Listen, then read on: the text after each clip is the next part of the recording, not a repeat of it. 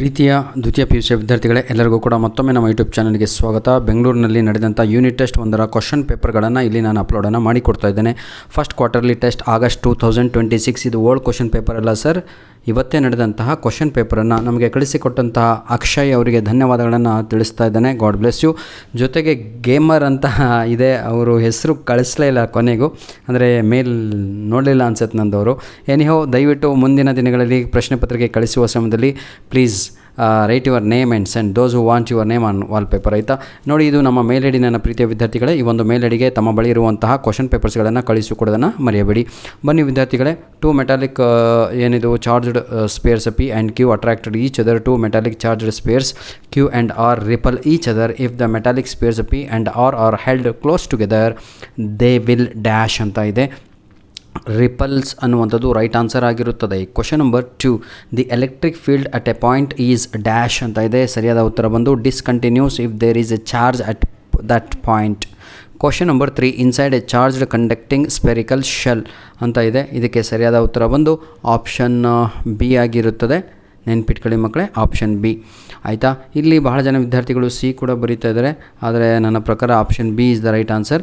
Question number 4, the capacitance of A parallel plate A capacitor can be increased by dash. Right answer is decreasing the distance between the two plates is the right answer. Decreasing the distance between the two plates. Question number 5, my dear children, resistivity of A wire depends upon dash ಅಂತ ಇದೆ.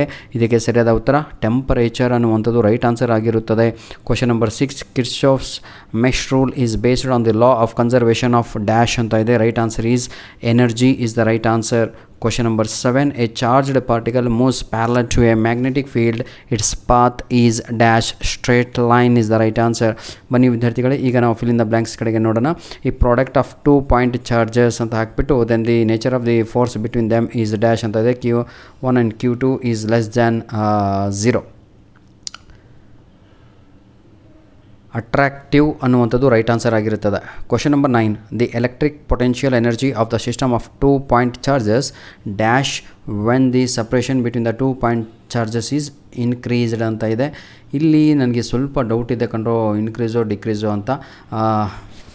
ಆಯಿತಾ, ದಯವಿಟ್ಟು ಪ್ರೀತಿಯ ವಿದ್ಯಾರ್ಥಿಗಳೇ, question number 9 ಯಾರು rank students ಇದ್ದೀರೋ ಅಥವಾ intelligent ಅಥವಾ ಇವತ್ತು ಬರೆದುಬಿಟ್ಟು ಕನ್ಫರ್ಮೇಷನ್ ಮಾಡ್ಕೊಂಡಿರುವಂಥ ವಿದ್ಯಾರ್ಥಿಗಳು ಇದಕ್ಕೆ ಕ್ವಶನ್ ನಂಬರ್ 9ಗೆ ಡಿಕ್ರೀಸಸ್ಸು ಅಥವಾ ಇನ್ಕ್ರೀಸಸ್ ಅಂತ ಕಮೆಂಟ್ ಮಾಡಿ.